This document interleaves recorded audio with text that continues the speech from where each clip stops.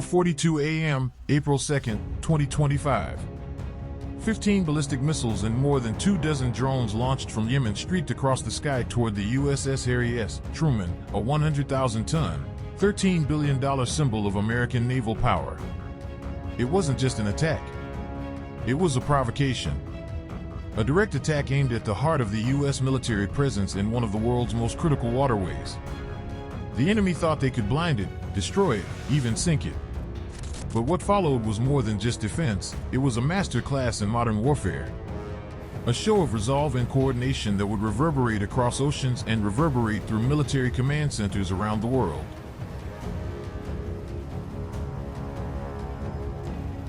This is the untold story of how a U.S. aircraft carrier faced the largest drone and missile ambush in decades and responded with unerring firepower, composure, and precision. Follow along as we uncover what really happened when the Truman was put to the test. April 1st, 2025. The Red Sea is calm, the skies are clear. The Harry S. Truman sailed steadily through international waters, a floating fortress carrying thousands of lives and state-of-the-art technology. It all felt routine.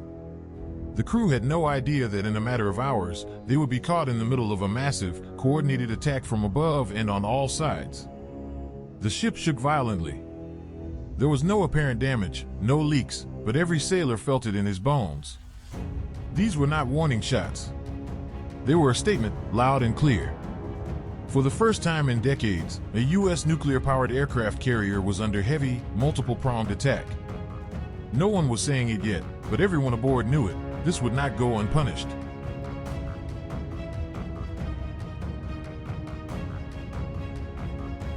As the first explosion shook the hull, the crew of the USS Harry S. Truman sprang into action.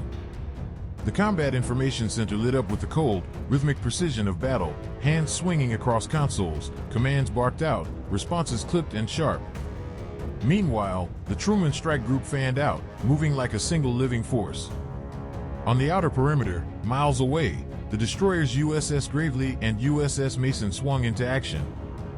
Their SPY-1 radars, which normally tracked fast jets and cruise missiles, now saw something far worse, 15 ballistic missiles approaching, with clouds of jamming drones messing up their targeting data.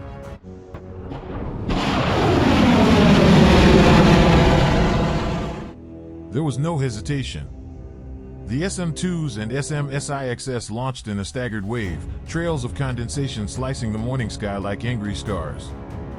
5 enemy missiles were knocked out of the sky in a matter of seconds, their fragments lighting up the horizon like unnatural stars.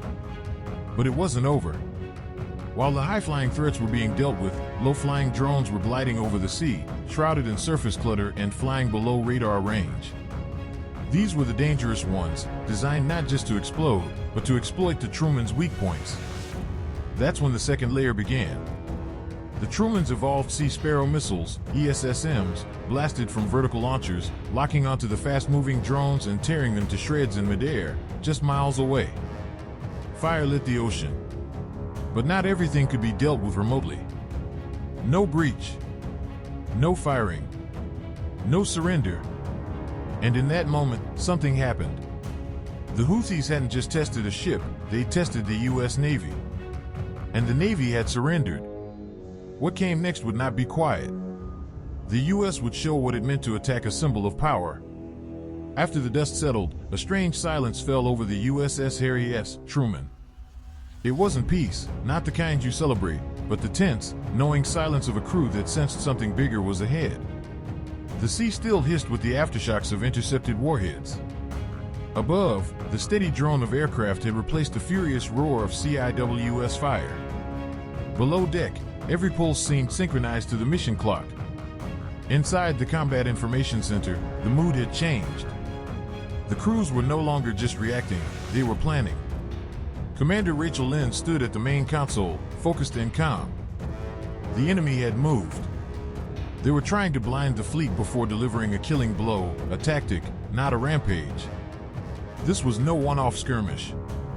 This was a statement. And it demanded a response. The first step, regaining control of the battlefield. High above, an E-2D Hawkeye early warning aircraft climbed into position, its radar disk rotating a full 360 degrees, pulling in real-time data and sending it straight back to the fleet. The fog began to lift. A clearer picture emerged. Meanwhile, a flight of EA-18G Growlers circled into the gap.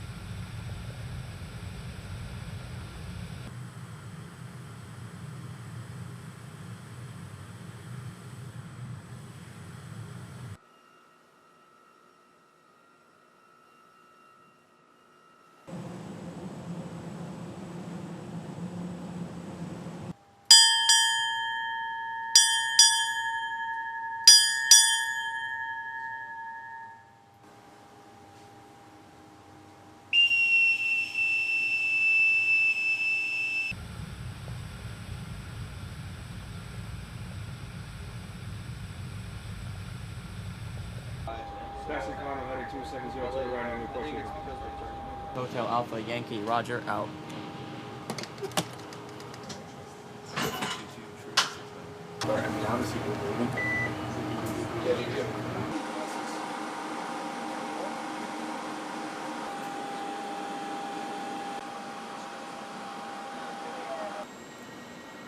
What I was about to do with this is I was about to turn it back.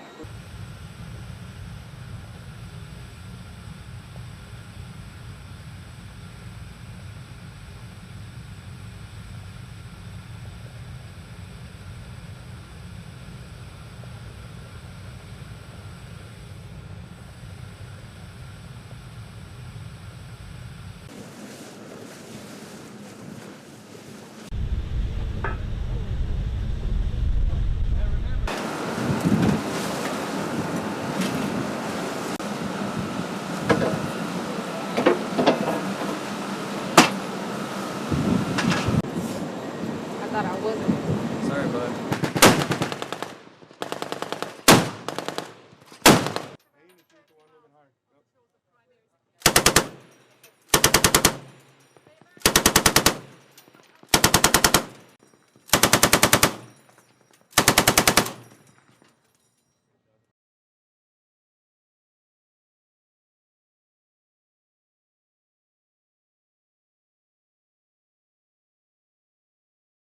USS Ross is participating in Seabreeze 21, and it's an annual exercise co-hosted by Ukraine and the United States as a tangible demonstration for our ability to operate together and go to sea together.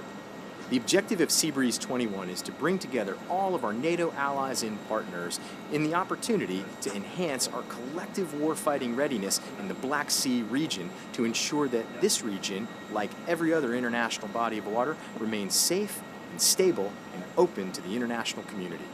We have nations who are not participating in the Seabreeze 21 exercise, who are exercising themselves in international waters. And our response to anybody that's operating in international waters is that we expect everybody to operate in accordance with international law and maritime regulations with due regard for safety, just as we are.